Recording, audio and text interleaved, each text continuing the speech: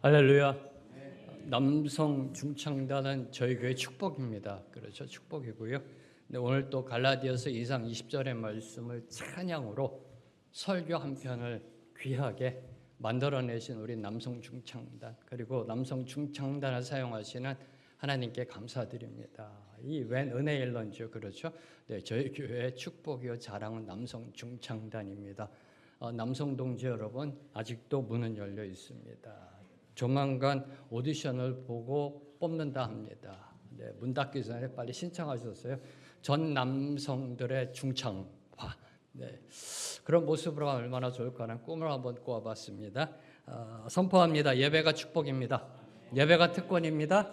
예배가 은혜입니다. 예배 없으면 어떻게 살아갈 수 있을런지 하루하루를 예배가 축복입니다. 얼마나 감사할런지요.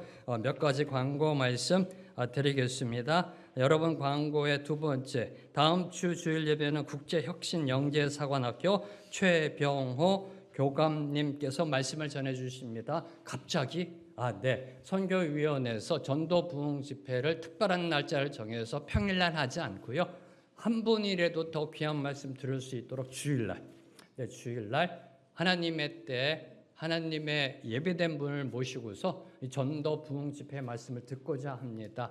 이전까지는 수목금 이렇게 평일날 했는데요. 네, 그러면 이제 대부분의 성도님 다 참석할 수가 없어서 선교위원회에서 그 방향을 정하시고 교회가 그렇게 나아가도록 했습니다. 그래서 다음 주에는 우리 국제혁신영재사관학교 최병옥 교관님께서 말씀을 전해주시고요. 그리고 또 하나, 교회가 올해부터 나아가는 무릎선교, 후원선교. 혹시 여러분 중에 교회에 추천해 주실 선교사님이 있으면 말씀해 주시기 바랍니다. 단, 대형 교회가 섬겨주시는 선교사님들은 말고요, 정말 어려운 분들, 힘든 분들. 네. 대형 교회 선교사님들은 대형 교회가 조직화돼서 잘 섬기고 계세요. 네, 그래서 정말 힘든 분들, 여러분이 알고 계시는 선교사님 계시면 말씀해 주시면 저희 교회가 또 한 번 스크린하고요, 그분이 어떤 분인지. 그래서 지금 저희 교회가 무릎 선교 그리고 후원 선교로 나아갈 수 있도록 그렇게 방향성을 놓고 나아갑니다. 기도해 주시고요. 마지막으로 우리 이상희 권사님 다 아시겠습니다만은 조직 검사가 암이래요. 네. 왜 목사가 웃냐고요? 하나님의 능력이 나타날 좋은 기회니까 이제 또. 안 그런가요? 네, 그래서 함께 우리 교회가 좀 중보하면서 우리 권사님 힘 잃지 않도록 계속해서 중보해 주시고 이 과정 멋지게 이겨내서 하나님께 간증의 영광 올려드릴 수 있도록 우리 이성희 권사님께 한번 격려의 박수 한번 부탁드립니다. 네. 오늘 말씀을 위해 제가 먼저 기도하겠습니다. 하나님 아버지, 감사합니다. 우리에게 말씀을 예비해 주심에 감사합니다. 특별히 아브라함의 인생에 대하여 주님 우리에게 예비하신 말씀 한 주 한 주 듣습니다. 듣고 깨달은 대로 나의 삶에 적용하여 말씀의 능력이 나타나는 삶 살아내게 하여 주시옵소서. 예수님의 이름으로 기도합니다. 아멘. 자, 지난주 말씀에 보면은 이제 롯이 아브라함을 떠납니다. 아브라함이 네가 좌하면 내가 우하겠다. 땅의 기득권을 먼저 주었습니다. 우선권을. 그러자 롯이 요단들을 택합니다. 에덴 동산 같고 애굽과 같은 땅, 그 땅을 선택하여 떠납니다. 떠나자 하나님이 나타나셨습니다. 네. 롯이 떠나야 하나님이 나타난다라는 겁니다. 지난주 말씀 나눴던 것처럼 하나님이 나타나셨습니다. 그리고 이렇게 말씀하셨습니다. 눈을 들어 동서남북을 보라 하시며 보이는 땅을 다 너와 내 자손에게 주겠다라고 약속하셨습니다. 일전에 주신 약속을 갱신하셨습니다. 그리고 너는 일어나 그 땅을 종과 횡으로 두루 다녀보라. 믿음의 땅 밟기를 하라. 두루 다녀보라. 내가 그것을 너에게 주리라 라고 선포하셨습니다. 네. 이 말씀을 들은 아브라함은요, 일어나 나아갑니다. 가나안 이곳 저곳 종과 횡으로 장막을 치고 두루 다녀본 후에 헤브론에 있는 마므레 상수리 숲에 거주지를 정하고 정착하였다라는 게 지난주 말씀의 마지막입니다. 그렇죠? 이 정도는 다 기억하시겠죠? 일주일밖에 안 지났으니까. 자, 그러면 이제 질문을 던지면서 오늘 말씀을 시작합니다. 그럼 왜 아브라함은 거주지를 헤브론으로 정했는가라는 겁니다. 왜 헤브론 척박한 산지인 헤브론 마므레 상수리 숲으로 정하였는가라는 질문입니다. Why나 세겜, 네, Why나 소돔, 네, 또는 Why나 베델. 신앙의 초심입니다. 근데 왜 헤브론인가? 왜 헤브론인가? 물론 하나님의 섭리가 있었을 겁니다. 근데 왜 헤브론인가에 대한 묵상함으로 오늘 말씀을 시작합니다. 헤브론이란 뜻은요, 연합동맹이란 뜻입니다. 연합동맹. 네, 그 뜻이 의미하는 바와 같이 아브라함은요, 하나님과 함께하고 싶은 그 심정으로 하나님과 하나 되고자 그곳을 거주지로 정하였던 것입니다. 하나님의 말씀을 따라 살고 싶은 그 마음, 하나님의 약속에서 희망을 찾고 싶은 마음, 그 마음 안고 아브라함은 헤브론 산지로 들어가 오직 하나님께 집중하며 하나님을 깊이 만나 교제하는 삶, 24시간 아바드의 삶을 살고자 하였던 것입니다. 이를 암시하는 게 헤브론에 정착했다는 겁니다. 헤브론에 정착했다. 단순히 신앙의 초심을 회복하는 차원을 뛰어넘어, 그게 베델이고요. 뛰어넘어 이제 하나님과 연합돼야 되겠다. 하나님과 하나 돼야 되겠다. 하나 돼야 되겠다. 네. 비록 조카 롯은요, 눈앞의 현실과 자기 계산을 따라갔습니다. 그렇죠? 눈앞의 현실을 따라갔습니다. 자기 계산기 두드려보고 이쪽이다 하고 따라갔습니다. 그러나 아브라함은 하나님의 약속을 붙잡고 기다리는 그 신앙을 선택하였던 것입니다. 사랑하는 성도 여러분, 신앙은요, 현실을 따라가는 게 아닙니다. 신앙은 현실을 따르는 것이 아닙니다. 하나님의 약속을 믿고 소망하는 것이 신앙이라는 겁니다. 하나님의 약속에는요, 세상이 보지 못하는 비전이 있습니다. 세상이 보지 못하는, 아니 볼 수 없는 하나님의 비전이 있습니다. 그 비전에는요, 세상이 줄 수 없는 소망의 힘이 있습니다. 소망의 힘이 있습니다. 롯은 소돔과 고모라가 지상 낙원이라고 생각했겠지만, 그죠? 뭐라고 되어 있나요? 에덴 동산 같고 애굽과 같았다. 네. 양립할 수 없는 가치관을 갖고 요단들로 나아간 겁니다. 미리 말씀드렸던 것처럼 일전에, 네. 이 에덴 동산 같고 애굽들과 같은 지상 낙원이라 생각했겠지만 사실 독이 든 성배, 독이 든 사과를 선택한 겁니다. 지 딴에는 살기 좋은 데라 생각하며 달려갔겠지만 그곳은 온갖 죄악의 악취가 진동하는 시궁창의 수렁이었던 겁니다. 네. 제가 이렇게 말씀을 묵상할 때도 시궁창이라고 그랬거든요. 그래서 하나님 바람 세게 안 하게 해주세요 했는데도 또 세게 나왔어요. 또 세게 나왔어요. 이게. 네. 시궁창의 수렁이었었어요. 어디 가요? 소돔이. 어디 가요? 세상 보기에 지상 낙원 같은 곳이 바로 그런 곳이었던 겁니다. 믿음의 눈이 아니라 육신의 눈을 따라가면요, 당장은 형통해 보일지라도 결국은 그에 대한 대가를 치르게 되어 있습니다. 다시요, 믿음의 눈이 아니라 육신의 눈, 안목의 정욕, 육신의 정욕을 따라가면 당장은 뭔가 잘 되는 것 같아요. 그렇지, 내가 선택을 잘했지, 이쪽으로 잘했지, 형통해 보일지라도 그에 대한 대가는 반드시 치르게 되어 있다. 이를 보여주는 게 오늘 말씀입니다. 오늘 말씀은요, 전쟁 포로로 잡혀간 롯을 구하기 위해 아브라함이 318명의 가신을 이끌고 나아가 롯과 모든 재물을 되찾아온 사건을 기록하고 있습니다.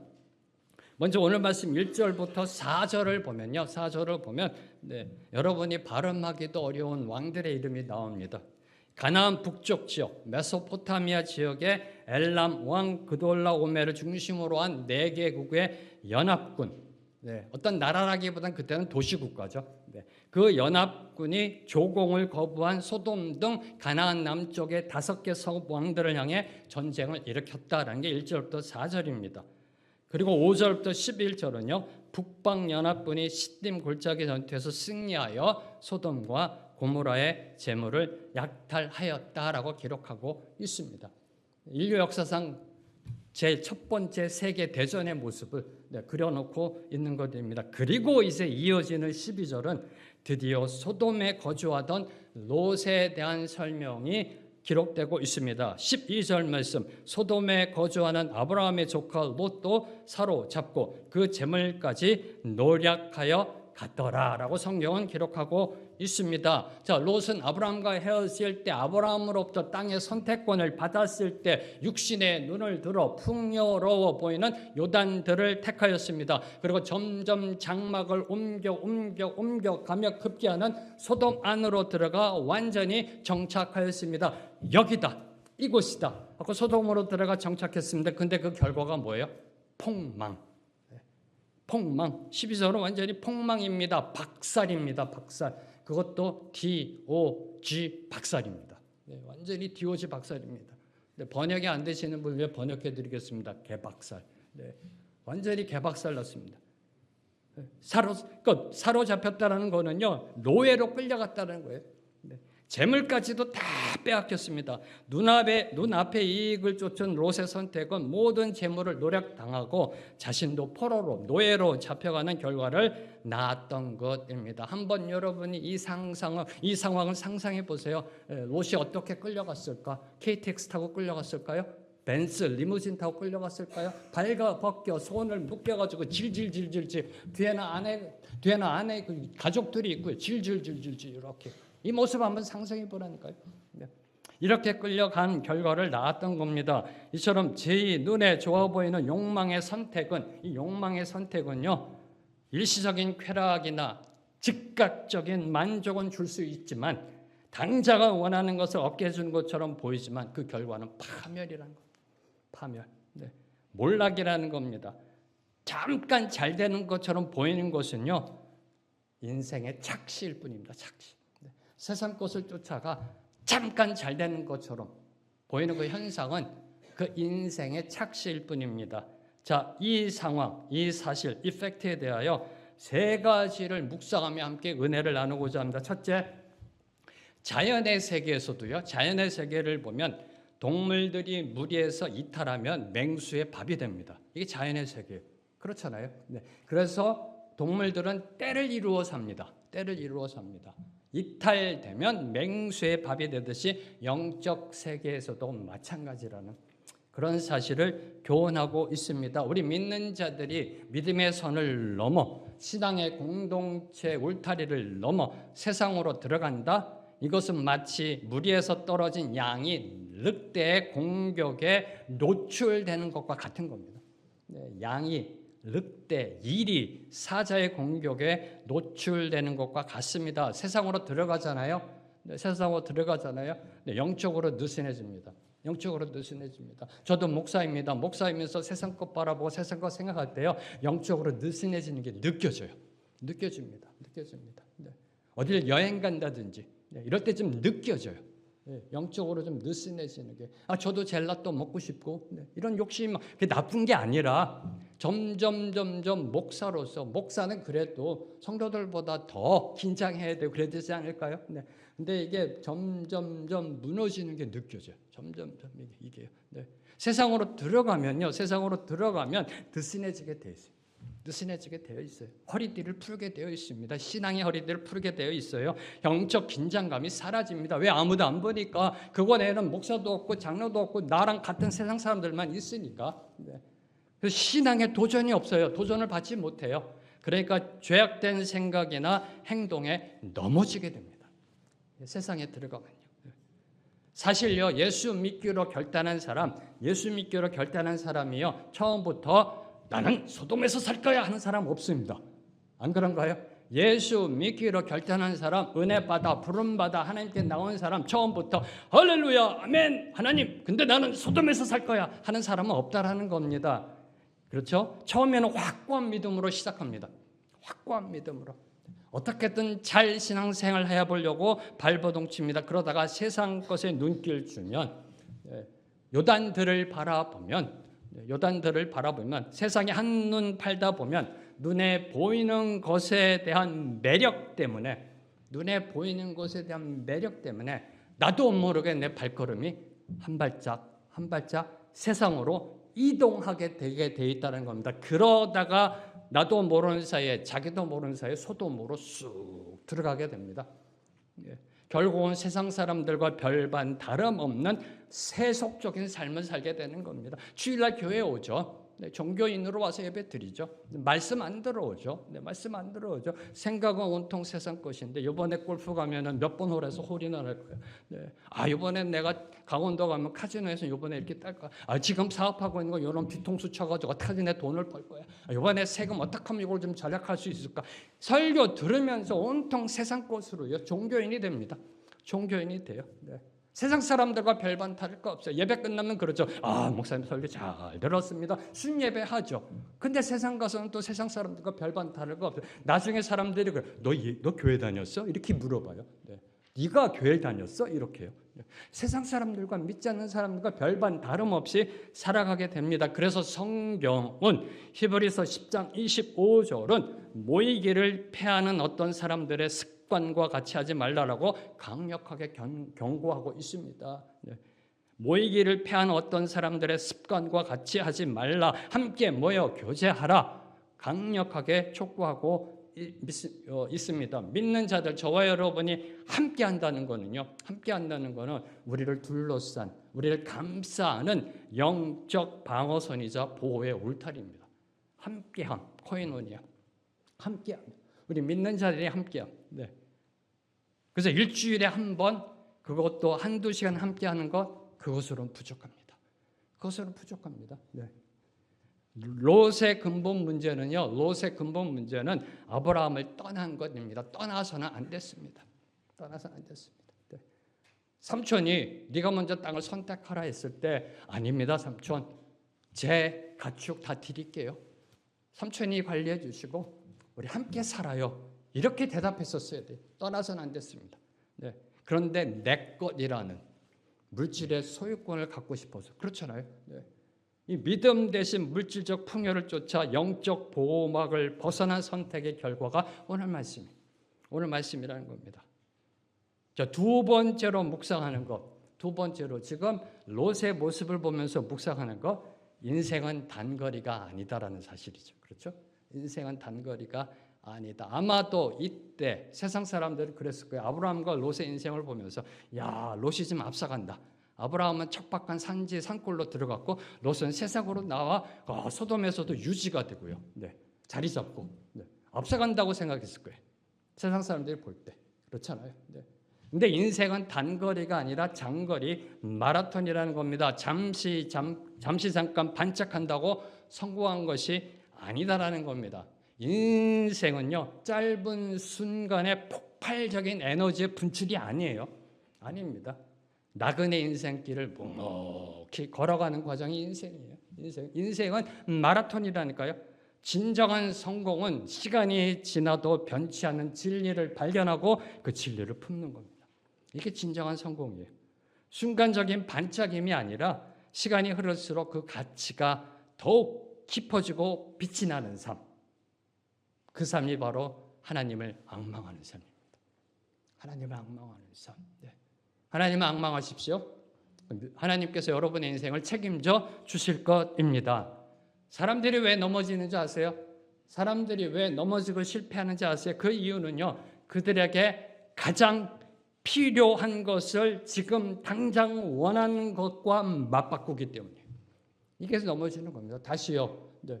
왜 넘어지는가? 왜 실패하는가? 가장 필요한 것, 그 인생에 있어서 절대 필요한 것을 지금 당장 원하는 것, 지금 당장 갖고 싶은 것과 맞바꾸기 때문에 넘어지고 실패하게 되는 겁니다. 세 번째로 묵상하는 것. 롯은 한마디로요. 세상 길을 가다 망한 인생입니다. 세상 길을 가다 망한 인생. 그 롯은 인생의 정답이 소돔에 있을 것으로 생각하고 곧장 소돔으로 달려갔습니다. 그 길이 인생 성공을 향한 빠른 길인 줄 알고 전력 질주하였던 것입니다. 그리고 소돔의 유지까지 됐어요. 유지까지 됐습니다. 그런데 그 결국은 폭삭 망함, 쫄딱 망함이라는 겁니다. 그러나 아브라함은요, 세상의 빠른 길 대신 신앙의 바른 길을 걸어갔습니다. 세상의 빠른 길이 아니라 신앙의 바른 길을 걸어갔습니다. 세상 사람들보다 뒤처지는 것 같았습니다. 뒤처지는 것 같았지만 좀 늦게 가더라도 제대로 더 멀리 갔습니다. 이걸 한자성어로 우보철리라고 합니다. 소의 걸음으로 천리를 간다. 두벅두벅. 네. 그리고 세상 길을 역행하는 것처럼 보였습니다. 그렇잖아요. 오늘날도 그렇잖아요. 네. 산골에서 도시로 가는 게 맞나요? 도시에서 산골로 들어가는 게 맞나요? 요새는 또 귀농도 있죠. 네, 귀농도 있죠. 네. 세상에서 역행하는 것처럼 보였어요. 그의 인생은요. 성공하려면, 출세하려면 세상으로 나아가야죠. 도시 한복판으로 가야죠. 산골 벽지로 들어가서 뭘 어떤 걸 바라겠다는 건 거죠. 완전히 이 역행하는 것처럼 보였어요. 그런데 오히려 안전했다는 겁니다. 전쟁이 일어났을 때 안전했잖아요. 네. 다시 말해 역주행이 아니라 정주행이었다는 겁니다. 정주행. 그의 인생은요. 네. 세상에서 승리하는 비결은요. 빠른 길이 아닙니다. 빠른 길이 아니에요. 바른 길로 가는 겁니다. 빠른 길이 아니라 바른 길로 가는 것. 눈을 들어 하나님을 바라보며 하나님의 말씀 붙들고 나만의 속도로 하나님과 동행하며 한 걸음 한 걸음 뚜벅뚜벅 걸어 나가는 것. 그것이 정답의 인생이고 신앙의 정도입니다. 눈을 들어 하나님을 바라보고 하나님 손 꼭 붙잡고 하나님과 동행하는 것, 즉 하나님을 앙망하는 삶. 이게 인생의 정답입니다. 이게 신앙의 정도라는 것입니다. 신앙의 여정에 있어서 중요한 것은 속도가 아니라 방향입니다. 맞죠? 세상에서도 그러잖아요. 세상에서도 인생에 있어서 속도보다 중요한 게 뭐다? 방향이라고 그러잖아요. 다 아시죠? 다 동의하시죠? 네, 저와 여러분이 나아가는 방향, 그 방향은 천국으로 가는 길입니다. 그렇죠? 영생으로 가는 길이에요. 네, 기억하십시오. 그 길에는 소돔 휴게소는 없다. 그 길에는 고모라 주유소는 없다. 네, 절대로 들리셔는 안 돼요. 그 길에는 소돔 고모라가 없다라는 사실입니다. 자, 이제 13절은 롯이 북방연합군에 납치된 소식을 들은 아브라함의 그 대응이 나옵니다. 13절 말씀 함께 읽습니다. 시작. 도망한 자가 와서 히브리 사람 아브라함에게 알리니 그때 아브라함이 아브리 족속 마므레 상수리 숲을 거처에 거주하였더라. 마므레는 에스콜의 형제요 또 아넬의 형제라. 이들은 아브라함과 동맹한 사람들이더라. 창세기 14장 13절 말씀은 성경 전체에 있어서 상당히 시그니피컨트한 중요한 위치를 차지하는 말씀입니다. 왜요? 히브리 사람이라는 단어가 처음 나옵니다. 히브리 사람이라는 단어가 처음 나오고 히브리인이라는 단어가 처음 나오고요. 아브라함을 히브리 사람으로 부르는 첫 장면입니다. 첫 장면. 네, 첫 장면입니다. 자, 히브리 사람, 히브리인. 영어로 얘기하면 히브루인데 무슨 뜻일까요? 히브리 사람. 유프라테스 강을 건너 가나안으로 이주해 온 사람이라는 겁니다. 강을 건너 온 사람이라는 뜻이에요. 히브리라는 뜻이요. 강을 건너 왔다라는 뜻이에요. 네, 강을 건너 왔다. 네. 당시 가나안 사람들은 아브라함이 가나안 원주민이 아니다. 저 아브라함은 가나안 토착민이 아니라 저 메소포타미아 지역에서 유프라테스 강을 건너 가나안으로 이주해 온 외지인이다. 그래서 아브라함을 히브리 사람이라고 불렀던 거예요. 히브리 사람이라고 불렀던 것입니다. 자, 이 대목에서 먼저 묵상하는 것. 도망한 자가 아브라함을 찾아올 때까지 1절부터 12절까지 이야기의 중심이 어디에 있나요? 이야기의 중심이? 이야기의 중심이 전쟁에 참가한 여러 족속들, 그 중에서도 주인공은요 그돌라오멜 같아요. 주인공은 그돌라오멜, 엘람마. 네, 주인공이요. 1절부터 12절까지 도망한 자가 히브리 사람 아브라함을 찾아올 때까지 이야기 흐름, 전개 중심은요 그돌라오멜, 세상 족속들이요. 세상 족속들. 아브라함은 이때 12절까지 그 어느 누구도 주목하지 않은 제3제에 머물러 있었어요. 역사적으로 볼 때 그렇잖아요. 아무도 주목하지 않았어요. 아마 아브라함이 있는 것도 몰랐을 겁니다. 제3자에 머물러 있었습니다. 그런데 이제 아브라함이 무대 정면으로 나서야 할 때가 되었음을 알리는 것이 히브리 사람 아브라함이라는 겁니다. 다른 출신의 아브라함이 아니에요. 꼭 히브리 사람 아브라함이어야 돼요. 그 히브리 사람 아브라함을 찾아야 문제가 해결될 것을 암시하고 있는 겁니다. 하나님의 부르심을 따라 강을 건너온 사람, 그 사람이 나서야 이 사태가 수습될 것을, 이 전쟁이 수습될 것을 암시하고 있는 것이 바로 히브리 사람 아브라함을 도망한 자가 찾아왔다는 겁니다. 다음으로 히브리 사람 아브라함이란 표현 속에는요, 아브라함이 메소포타미아의 우상숭배 문화에서 떠나 강을 건너온 자라는 의미가 함축되어 있습니다. 강을 왜 건너왔는가? 건너오기 전에는 뭐였는가? 메소포타미아의 우상 문화예요. 그곳을 떠나 강을 건너왔다는 의미가 함축되어 있습니다. 즉 세상과 분리되어 하나님의 언약을 따라가는 자라는 정체성이 암시되어 있는 게 히브리 사람이란 뜻이, 히브리인이란 속에는요, 강을 건너왔다. 그리고 하나님의 부르심을 받아 세상과 분리된 하나님의 백성임을 암시하고 있는 것이 이 히브리 사람이라는 겁니다. 아브라함은 하나님의 말씀을 따라 강을 건너 가나안 땅으로 들어왔습니다. 히브리 사람입니다. 하지만 그가 간 곳은 세상의 중심이 아니었다는 겁니다. 세상의 중심의 소돔으로 나아가지 않았습니다. 헤브론 산지로 들어갔습니다. 마므리 상수리 숲을 근처 변방 산지에 거주했습니다. 왜요? 세상에 물들지 않고 믿음의 공간을 유지하고 있었던 겁니다. 세상에 물들지 않고 세상의 타락한 풍조나 죄악된 습관에 휩쓸리지 않고 하나님을 예배하는 삶의 중심을 지켜나가고 있었던 겁니다. 이게 히브리 사람이란 단어 속에 다 암시된 거예요. 네. 그래서 조카 롯이 위기에 처했을 때 즉각 대응할 수 있었던 거예요. 무슨 말이냐고요? 4개국 연합군입니다. 4개국 연합군. 네. 이 4개국 연합군이라는 강력한 세상임에 맞서 가신 318명을 데리고 나간 것은요, 세상 나라를 물리칠 힘이 하나님께 있음을 믿는 담대함에서 나온 겁니다. 담대함에서. 네. 담대함에서. 이 담대함이 어디서 나왔을까요? 히브리 사람. 네. 죄악된 세상에 물들지 않고 강을 건너와 세상과 분리된 삶의 예배를 드리며 살아가고 있던 그 아브라함의 믿음에서 나온 것입니다. 자, 이제 14절 말씀 함께 읽습니다. 시작. 아브라함이 그의 조카가 사로잡혔음을 듣고 집에서 길리고 훈련된 자 318명을 거느리고 단까지 쫓아가서. 여기서 롯이 사로잡혔다.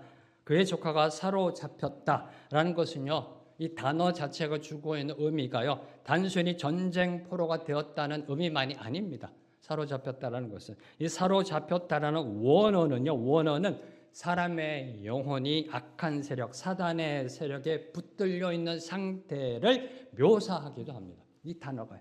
전쟁 포로가 된 것도 나타날 때 사용되지만 영적인 사로잡힘, 네, 영적인 우리의 영혼이 악한 권세에 사로잡힌 것을 나타낼 때 쓰는 단어가 사로잡혔다라고 번역된 그런 원어입니다. 자, 읽어볼 때 당시 롯은요, 그돌라오멜의 연합군의 포로가 되기 전에, 전쟁 포로가 되기 전에 이미 소돔의 죄악된 문화의 영적인 포로 상태가 되어 있었던 것입니다. 이를 암시하는 게 롯이 사로잡혔다를 하나님이 그 단어로 사용하신 이유가 이겁니다. 그걸 암시하고 있는 겁니다. 다시 말해 롯이 지금 육체적으로 사로잡혀 간 것은 그의 영적인 포로 상태가 가져온 현실적인 결과라는 겁니다. 현실적인 결과. 그의 영적인 포로 상태. 하나님을 떠난 자. 네. 그 영적인 포로 상태가 가져온 현실이 뭐다? 육적인 포로, 전쟁 포로로 잡혀가는, 네, 그러한 비참함의 비극으로 나아갈 수밖에 없었던 겁니다. 자, 그러면 이제 현실적인 질문을 던지겠습니다. 14절에 보면은 아브라함이 거느린 318명을요, 집에서 길리고 훈련된 자라라고 성경은 명기하고 있어요. 그냥 아브라함이 가신 318명을 데리고 쫓아가서 다 찾아왔다라 해도 아무 문제 없어요. 그럼 우리가 어떻게 생각할까요? 하나님이 역사하셨구나. 하나님이 도와주셨구나. 전혀 문제 없어요. 근데 굳이 집에서 길리고 훈련된 자라는 그 사실을요, 팩트를 성경은 기록하고 있어요. 그럼 뭔가 말씀하고 싶은 거죠, 하나님이. 그렇잖아요. 네. 없어도 문맥상 문제가 없는데, 네. 답은 알잖아, 우리가요. 하나님의 도우심으로, 하나님의 이끄심으로 아브라함이 승리했다잖아요. 아브라함의 믿음이 승리했다잖아요. 네. 근데 여기에 집에서 길리고 훈련된 자라라고 구체적으로 명기하고 있어요. 무슨 의미일까요? 집에서 길리고. 자, 이런 돈을 주고 사거나 전쟁에서 포로 잡은 노예가 아니라는 겁니다. 이 신복들은. 네. 아브라함 가정에서 태어나 어렸을 때부터 양육된 자들로 충성심과 유대감이 특출난 신복들을 뜻하는 단어입니다. 이게 집에서 길리고라는 것은요. 특히 이들은요, 아브라함을 쫓아 여호와 신앙을 가졌을 것입니다. 여호와의 신앙을. 이를 컨펌, 이를 확인, 이를 확증하는 것이 훈련된 자라는 거예요. 훈련된 자. 여기에 훈련된 자라는 단어의 뜻은요, 군사적으로 훈련받은 자라는 의미만이 아니라 아브라함이 신앙으로 훈계하여 경건의 능력을 소유한 자라는 의미 또한 내포되고 있습니다. 다시 말해 이들은 단지 무슬로만 무장된 자들이 아니라 아브라함의 가정 신앙 안에서 말씀으로 훈련받고 준비된 자들이라는 뜻이에요. 이게 훈련됐다는 것이. 네. 육신적으로도 훈련됐고 영적으로도 훈련됐다는 거예요. 군사로서도 준비되어졌고, 그러니까 이 육신적으로도 군사여 영적으로도 군사라는 겁니다. 이게 훈련된 자라는 거예요. 롯도 떠나지 않았다면 이렇게 훈련되었을 텐데, 그렇죠? 롯도 떠나지 않았다면. 자, 이 대목에서 저와 여러분이 묵상하는 것. 자, 이때 롯의 소식을 듣습니다. 도망간 자가 와서 얘기합니다. 히브리 사람 아브라함이요, 당신의 조카 롯이 사로잡혀 갔습니다. 소돔이 완전히 쑥대밭 됐습니다. 다 뺏겼습니다. 다 그리고 노략당하고 롯이 노예처럼 끌려갔습니다. 이때 만약 아브라함이 롯을 향한 괘씸한 마음이나 서운한 마음에 앙금이 남아 있었다면 어떻게 했을까요? 여러분의 기억을 다시 되살리겠습니다. 아브라함이 이야기합니다. 네가 좌하면 내가 우하고 네가 우하면 내가 좌하리라. 네가 먼저 땅을 선택해라. 좋은 거 가져라. 그럼 내가 남는 거 내가 가질게. 그러면 여러분 어떻게 대답해야 돼요? 여러분이 조카라면 자기를 아들처럼 키워준 삼촌이에요. 아버지 일찍 여의였어요. 어떻게 대답해야 돼요? 아니에요, 삼촌. 제가 어떻게 감히 삼촌이 먼저 이게 맞는 거잖아요. 그거는 동양적 윤리예요? 아니에요. 세상적인 윤리일 거 아니에요. 그런데 오케이 기다렸다는 듯이 제일 좋아 보이는 땅을 선택했죠. 네. 이때 만약에 삼촌이 괘씸한 놈, 네. 그렇게 내가 먹여주고 키워줬는데 서운한 마음에 남아있다면 롯의 상황을 그냥 모른 척할 수도 있었을런지 아닐런지, 그렇죠? 한번 당해봐라 이놈. 한번 혼나봐야 돼. 구해주더라도요, 좀 나중에 좀 당해봐야 돼. 세상을 알아야 돼. 좀 정신 차려야 돼. 이런 생각을 할 수도 있지 않았을까요? 아닌가요? 제가 너무나 상상 멀리 가고 있는 건가요, 지금요? 네. 그런데 아브라함은요, 롯의 소식을 듣자마자 지체하지 않았다.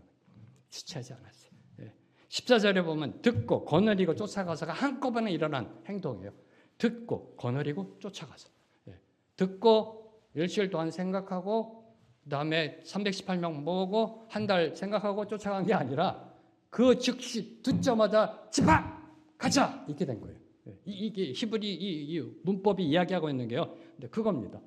지체하지 않았다는 겁니다. 롯을 구출하기 위해 그가 맞서야 할 상대는요, 막강한 전력의 연합군, 가나안 남부의 5개 군대, 연합군의 군대도 무찌르지 못한 5개 연합군대가 그냥 무너진 막강한 연합군이에요. 그럼에도 망설임 없이 그 즉시 쫓아갔습니다. 왜요?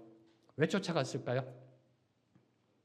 앞서 아브라함이 롯을 향해 뭐라고 얘기했나요? 우리는 한 친족이라.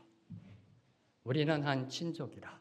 롯은 자신의 혈육이고 사랑해야 할 사람이기 때문입니다. 자신이 아니면 롯이 구원받을 수가 없기 때문에. 자신이 아니면 롯은 그냥 죽을 수밖에 없으니까. 신앙은 현실로 계산하는 것이 아닙니다. 신앙은 현실로 계산하는 것이 아니라 믿음으로 행동하는 겁니다. 신앙은. 아브라함은 집에서 길리고 훈련된 가신 318명을 데리고 단까지 쫓아갔습니다. 롯을 구하기 위해 자신의 모든 것을 건 위험한 싸움에 뛰어든 것입니다. 다음으로 또 하나 던지는 질문. 그럼 굳이 왜 318명이라고 적어놨을까라는 겁니다. 그죠? 그의 가신이 318명이라고 구체적인 숫자를 기록한 이유는 무엇인가요? 자, 숫자가 많다는 거예요? 적다는 거예요? 많다는 거예요? 적다는 거예요? 당시 아브라함이 맞서 싸운 상대는요, 네 왕의 연합군입니다. 객관적인 전력으로 볼 때 318명은요, 턱없이 부족한 숫자입니다. 바로 이 적은 숫자로 승리했다. 이 전쟁이 인간의 힘이 아닌 하나님의 주권적인 은혜로 이루어졌음을 보여주고 있는 거 암시하는 것이 318명이라는 숫자입니다.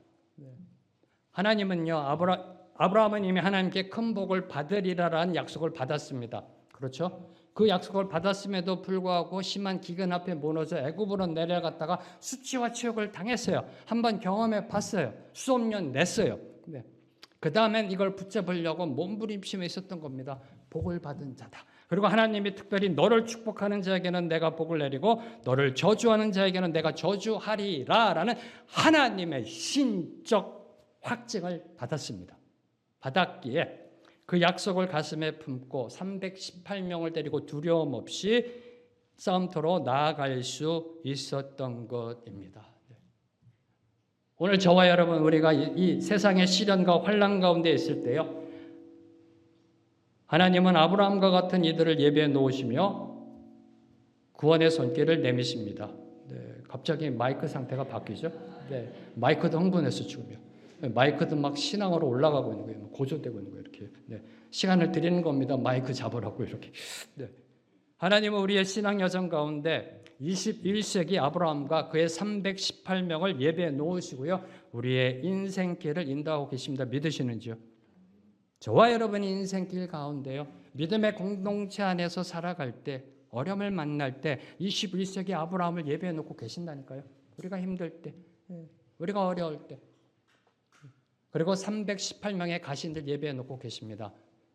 이 사실 앞에 저와 여러분들이 놓치지 말아야 할 것, 때론 우리가 아브라함이 되어야 한다는 겁니다.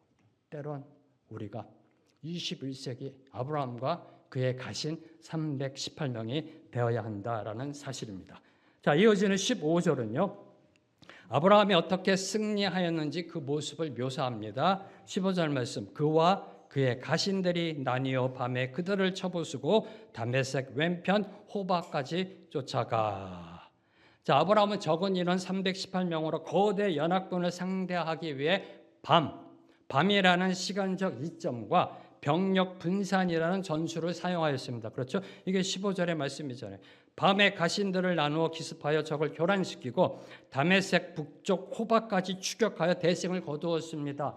단까지 200km 정도 되고요. 단에서 다메섹 호바까지 한 80에서 100km. 최소한 80에서 100km는 달려간 겁니다. 추격했다. 쫓아갔다라는 거. 호바까지 쫓아가다 80에서 100km를 쫓아간 겁니다. 그래서 대승을 거두었다라고 15절은 기록하고 있습니다. 이는 한마디로 믿음의 승리입니다. 믿음의 승리. 아브라함이 북방 연합군을 쳐부술 수 있었던 것은요, 그의 뛰어난 군사 전략이 아니라는 겁니다. 아니라는 겁니다. 그렇죠? 밤에 이점을 이용합니다. 군대를 나눕니다. 몇 명 갖고요? 318명 갖고. 이제 다음 주에 말씀을 보면 거기에 조금 더 더해지죠. 동맹군이 또 있어요. 다음 주에 또 보면. 근데 그 적은 인원으로 암만 나눠봤자.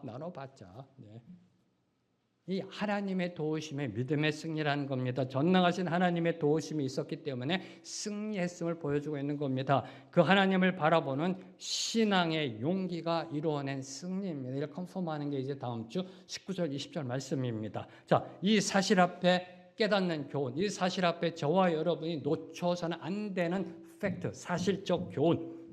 인간의 한계의 상황은 하나님의 능력이 나타나는 기회이다라는 겁니다. 이게 감사해요. 저와 여러분이 어떻게 할 수가 없어요. 이렇게 할 수도 없고 저렇게 할 수도 없는 그런 인간의 한계의 상황, 우리의 스스로의 힘으로는 도저히 해결할 수 없는 그 위기가 오히려 하나님의 초자연적인 능력을 경험하는 절호의 기회가 된다는 사실이에요. 누구에게? 하나님을 앙망하는 사람에게. 누구에게? 아브라함처럼 하나님을 믿는 사람에게, 하나님을 따라가는 사람에게. 인생의 한계 상황이 하나님의 능력이 나타나는 기회가 된다는 겁니다. 그래서 아까 우리 유성희 권사님을 향해 암이란 단어를 하면서도 미리 승리의 미소를 띄운 겁니다. 우리 유성희 권사님 주님을 위해 수고하시잖아요. 주님을 위해 열심히 달려가시잖아요. 우리 이성희 권사님께는요, 이 암이란 한계 상황이 하나님의 능력이 나타나는 기회가 될 줄로 믿습니다. 이게 믿는 맛이죠. 안 그래요? 이게 하나님을 믿는 신앙의 힘이 아닐런지요. 네, 아닐런지요. 자, 앞에는 바다, 뒤에는 애굽 군대라는 절망적인 상황에서 모세는 두려워하지 말라. 여호와께서 너희를 위하여 싸우시리라라고 담대함을 보였고요. 하나님은 홍해를 가르쳤어요. 네. 사르밧 과부는 그녀에게 남은 것이란 한 움큼의 가루와 기름 조금이었지만 엘리사에게 먼저 대접하라는 명령에 순종했을 때 가루와 기름이 마르지 않는 기적을 경험했어요. 다니엘의 죽음의 위협 앞에서도 하루 3번 기도하는 신앙의 절개를 지켰을 때 하나님은 사자의 입을 막으시고 그를 구원하셨어요. 한계의 상황은 하나님의 능력이 나타나는 기회라는 겁니다. 누구에게? 하나님을 믿는 자에게. 자, 이러한 하나님의 능력을 깨닫고 체험한 다윗은요, 블레셋 장수 골리앗 앞에서 이렇게 선포합니다. 당시 다윗은 15세에서 17세 정도로 된 청소년입니다. 뭐 중고등학생, 중고등학생. 또 어떤 분은 그러더라고요. 그때니까 그럴 수 있었을 거다. 이렇게 중고등학생, 혈기가 왕성할 때. 이 하나님의 능력을 깨닫고 경험한 이 다윗은 골리앗 장수, 2m에 달하는 골리앗 장수, 이 블레셋 장수 골리앗 앞에서 이렇게 선포합니다. 사무엘상 17장 47절 말씀. 함께 읽습니다. 시작. 또 여호와의 구원하심이 칼과 창이 있지 아니함을 이 우리에게 알게 하리라. 전쟁은 여호와께 속한 것인즉 그가 너희를 우리 손에 넘기시리라. 아멘. 다윗이 골리앗을 어떻게 이겼나요? 라고 하면 대부분의 성도님들은요, 물맷돌이요 이렇게 대답합니다. 물맷돌을 정말 이 양을 칠 때 들판에서 연습하고 훈련돼서 물맷돌의 명수이기 때문입니다라고 대부분 대답합니다. 그런데 당시 이스라엘 군대에는요, 물맷돌 특수부대도 있었어요. 물맷돌 특전사가 있었어요. 다윗이 골리앗에게 승리할 수 있던 비결은요, 담대함입니다. 다들 골리앗이 무서워서 벌벌벌 떨고 있을 때 당당히 나서는 담대함이에요. 골리앗을 두려워하지 않은 담대함. 그 담대함의 뿌리는 바로 믿음이라는 겁니다. 믿음. 다윗은 자신의 힘이나 무기가 아닌, 물맷돌이 아닌 만군의 여호와의 이름으로 골리앗을 향해 달려 나아갔습니다. 물맷돌이 아니에요. 만군의 여호와의 이름으로 달려나갔고요. 전쟁의 승패가 하나님께 달려있음을 확신하고 하나님이 함께 하신다는 담대함으로 나아갔습니다. 그리고 승리했어요. 그 승리의 모습이 오늘 말씀 16절에도 기록되어 있는 겁니다. 16절에도 아브라함은 하나님의 도우심으로 빼앗겼던 모든 재물과 롯, 그의 가족, 그리고 소돔의 백성들을 되찾아왔습니다. 자, 이 팩트는, 이 사실은 아브라함이 이제 단순한 유목민이 아니라 세상의 권력에 당당히 맞서는 신앙의 사람으로 세워져 가고 있음을 암시하고 있는 겁니다. 더 나아가 가나안의 외지인 히브리 사람이 이제 가나안의 중심 무대 중앙으로 나아가고 있음을 보여주고 있는 16절 말씀입니다. 이때부터 가나안 사람들은요, 아브라함이라는 이름에 주목했을 겁니다. 이때부터 아브라함을 그 지역의 실력자로 인정하기 시작했을 것입니다. 다음 주 말씀 되면 이제 살렘 왕 멜기세덱까지 나와요. 인정하기 시작했을 겁니다. 뭘 의미할까요? 하나님의 약속하신 내 이름이 창대케 되리라의 약속이 드디어 발동이 걸리기 시작한 겁니다. 그 약속이 드디어. 오늘 말씀을 맺으며 여러분에게 질문합니다. 이때 롯은 어떤 마음이었을까요? 이때 롯은 어떤 심정이었을까요? 두 손은 묶이고 빨가벗겨 있고 질질 끌려가며 그 먼 길 200에서 한 250km 질질 끌려가는 그때 어떤 생각이었을까요? 다시요. KTX 타고 간 거 아니라니까요. 리무진 타고 간 거 아니라니까요. 맨발에 옷은 다 벗기고 온갖 수치와 부끄러움에 두 손은 묶여서 이리 끌려가고 저리 끌려가고 무릎 다 까지고 넘어지면 채찍질 와서 일어나라고 그러고 노예로 끌려갑니다. 이때 롯은 어떤 마음이었을까? 어떤 심정이었을까? 자신의 처지를 보면 어떤 마음이 들었을까? 어떤 마음이 들었을까? 한번 생각해 보세요. 상상해 보세요. 재물은 다 약탈당했습니다. 자신과 온 가족이 포로로 잡혀갔습니다. 이는 죄악의 도성을 떠나라는 하나님의 경고였다는 겁니다. 회초리의 경고. 믿는 자가 있을 것이 아니다. 여기가 아니야. 떠나라는 하나님의 회초리 경고였었습니다. 다시 말해 이때가 온갖 수치와 부끄러움 속에 두 손 묶여 끌려가는 그때가 롯이 회개하고 돌이킬 기회였다는 겁니다. 롯이 회개하고 돌이킬 기회. 그러나 롯은 구출된 후에도 계속 소돔에 거합니다. 구출된 후에도요. 소돔의 풍요로움과 화려함이 손짓하는 그 욕망에 이끌려 도저히 떠날 수가 없었던 거예요. 다시 말해 롯은 여전히 세상의 포로로 사로잡혀 있었던 것입니다. 그러다가 하나님의 심판받아 소돔이 멸망당할 때 자신의 아내와 모든 재산을 잃고 간신히 목숨만 건지는 쓰디쓴 참혹함의 고통을 겪습니다. 처참함의 비극을 맛보게 됩니다. 그래서 시편 1편 6절은 오늘도 저와 여러분에게 이렇게 경고합니다. 무릇 의인들의 길은 여호와께서 인정하시나 악인들의 길은 망하리로다. 망하리로다. 두려워하시는 분이 아무도 안 계세요. 표정이요. 이렇게. 네. 이대로 성경이 끝난다면 세상살이가 살벌합니다. 우리 믿는 자들에게서 한번 삐끗 잘못해서 악한 길로 나아가면 그 즉시 망한다? 패망이다? 네. 이게 살벌하잖아요. 힘들잖아요. 안 그래요? 네. 악인들의 길은 망하리로다. 사실입니다. 진리입니다. 저와 여러분 악한 길로 안 가세요? 갈 때 있잖아요. 그럼 그대로 끝나나요? 살벌하잖아요. 근데 성경의 이야기는 여기서 끝나지 않습니다. 그 망한 롯도 베드로후서 2장을 보면요. 하나님의 심판에서 긍휼을 입어 구원받은 의인이 되었음을 기록하고 있습니다. 그 망한 롯도 어떻게 해요? 하나님의 은혜로. 아브라함이 믿음의 사람으로 나아갈 수 있었던 것, 롯이 구원받은 의인이라 칭함받을 수 있었던 것 모두 다 하나님의 은혜입니다. 그 하나님의 은혜는 오늘도 변함없이 저와 여러분에게 한량없이 부어지고 있습니다. 이 사실 앞에 감사함으로 함께 찬양하며 나아갑니다. 은혜 아니면 나서지 못하네.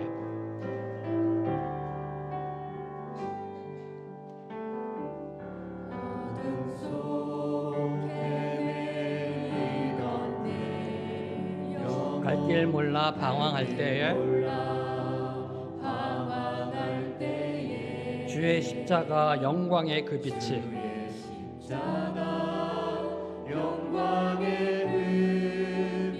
나를 향해 비추어 주셨네. 주홍빛보다 더 붉은 내 죄, 주홍빛보다 더 붉은 그리스도의 피로 씻기어 아멘. 이로시 완전한 사랑 주님의 은혜로 새 생명 주께 얻었네. 새 생명 주께 얻었네. 선포합니다. 은혜 아니면 나서지 못하네. 은혜 아니면 나서지 못하네. 십자가의 그 사랑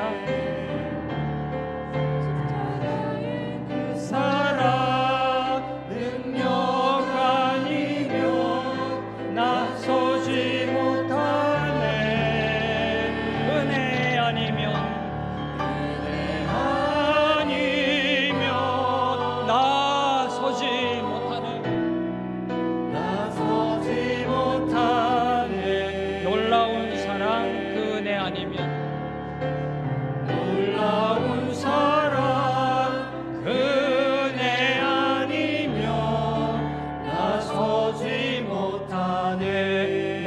노력과 의지가 아닌 나의 노력과 의지가 아닌 오직 주님의 그 뜻 안에서 그 뜻 안에서 의로운 자라 내게 말씀하셨네. 감사합니다.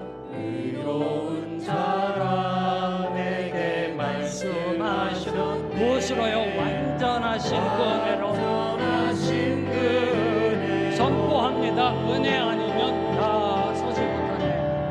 은혜 아니면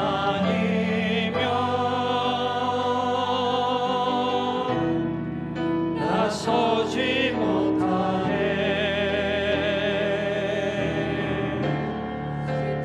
나의 그 사랑 능력 아니면 나서지 못하네.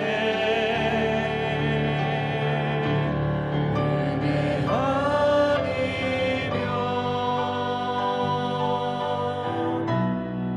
나서지 못하네. 놀라운 사랑 은혜 아니면 나서지 못하네. 한 번 더 고백합니다. 은혜 아니면 나 서지 못하네. 은혜 아니면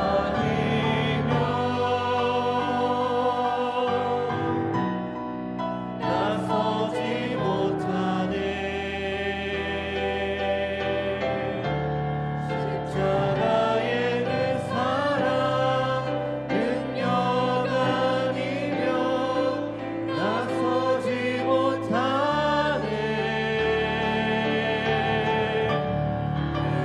은혜 아니면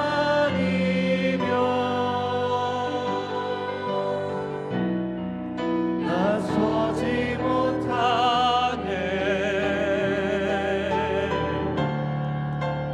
놀라운 사랑 은혜 아니면 나서지 못하네.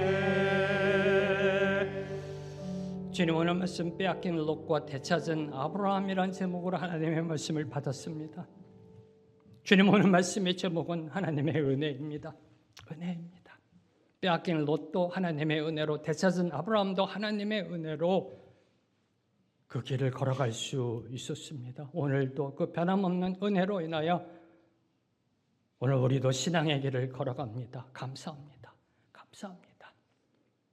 우리의 인생 모습 그대로 올려드리오니 주여 불쌍히 여겨주시고 긍휼히 여겨주시어서 롯의 길이 아니라 아브라함의 신앙의 길, 세상의 빠른 길이 아니라 신앙의 바른 길을 뚜벅뚜벅 담대하게 걸어가는 우리 모두가 되게 하여 주시옵소서. 예수님의 이름으로 기도합니다. 아멘. 아멘. 이제 다 함께 일어나셔서 주님께 봉헌하시겠습니다.